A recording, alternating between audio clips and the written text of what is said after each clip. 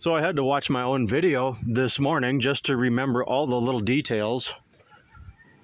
So I believe so far I'm the best one on YouTube that's ever made a New Holland Diskbine 313 Mowmax 2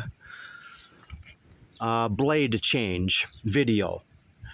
Now this season, all I'm doing is I'm flipping the blades. So we also have counterclockwise rotation blades, and we have clockwise rotation blades, looking down from up above at the mower discs assemblies. Okay, so I wanted to mention that. So you'll have two different types of knives, and you don't want to get them in backwards. I have made that mistake. Just only slightly, just did one or two of them backwards last year. So I caught myself right away. These are the difficult ones to do. I will usually hold that nut. It's a slotted nut right up there. Okay, so I get the bolt loose with, of course, my air wrench. Boom, I take that bolt out. Move over to this gap. I have all these gaps. So we move over there and we drop that nut out of there. And give that a nice gentle tap with a soft wooden hammer. Just like that. All right.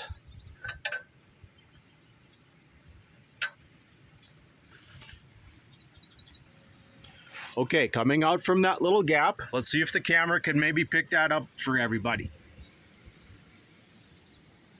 I don't know if that came in. It doesn't need to be a perfect video. You'll understand it. Okay, this little tongue facing upwards where there's more material, it always goes towards the inside. So you will come back up under to install, and you'll definitely want to feel that out and get that seated in there perfectly. You understand what I mean? All right, let's get these bolts out right now. This is the nice little multi-tool that comes with the Diskbine. It's a nice little pry bar because these are held in spring loaded. So all these knives are kind of held really firm to keep from moving. I'll just give that little spring a nice little bend and pull that out of there. All right, it's not in bad shape, so I'm just going to flip it and then go right back in. All right, I can do this with one arm, with my right arm and my right hand at the same time, so that I can show you this. There we go. All right, it's flipped. It's going the correct direction. The end disc is a counterclockwise rotation. So I'll pivot over there. I'll come back down from underneath and get that seated in there, just like that. I'm gonna need two hands now, so I'm gonna pause out and get this done, and I'll show you the results. So I'm trying to feel my way in just perfectly like that. Okay, that little lip right there goes to the inside, facing towards the center of the disc, the drive assembly. Make sense? Okay, I got it seated up in there just perfect. You want those threads to be able to start by hand. You always want to have your blow gun for your air compressor. Everything surgically clean, like I teach in all of my videos. Number one, surgically clean. Now, I just bring that screwdriver up underneath there and just give that a little bit of pressure just for safety, to make sure that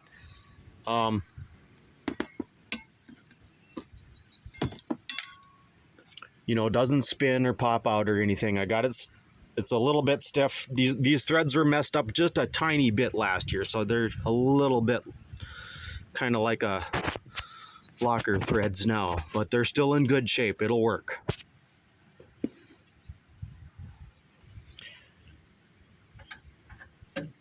All right.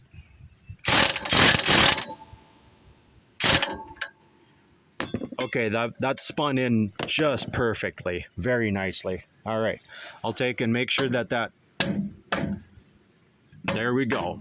I'll hit that knife with a wooden block and make sure that it's loose and that it pivots and it's seated in there, because those knives go around that bushing that we were just showing, all of that stuff. All right, give that a good torque down.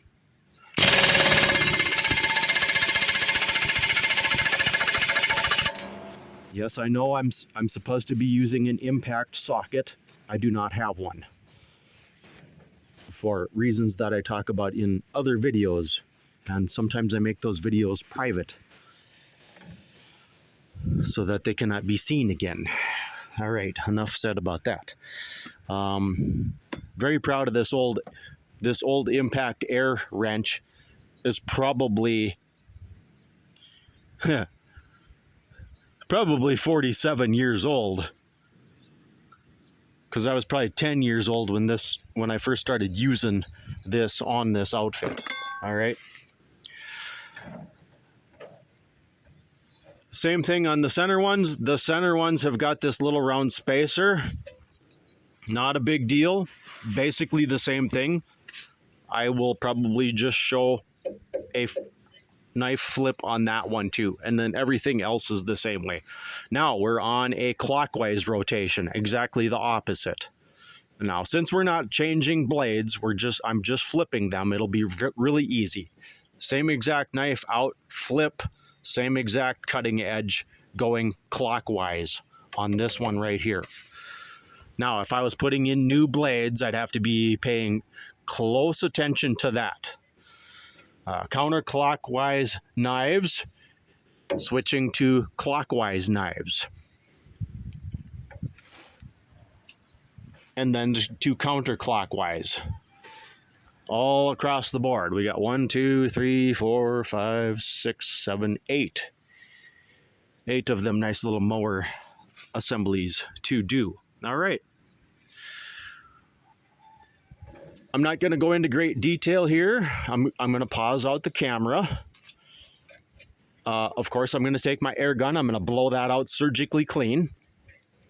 And I'll show you that this little shield that they use on the center ones is just what they use to probably shield the bolt. And the reason they don't do that on the end ones is because there's that big wedge counterweight, and it's probably to throw the hay into the crimper right there with these wedge blocks. I'll just call them wedge blocks. So they actually shield the bolt well enough, so they didn't need to put a round shield in there. That's what that is for. It's a shield to keep everything smooth and clean. Stuff doesn't catch on the bolt. So I'll just flip this knife right here. It's basically the same exact thing. These bolts, I think, are maybe a little bit longer to accommodate the thickness of that big wedge there. So these two on the ends, you want to be aware of that. All right, I'm going to pause out. We'll get that started. All right.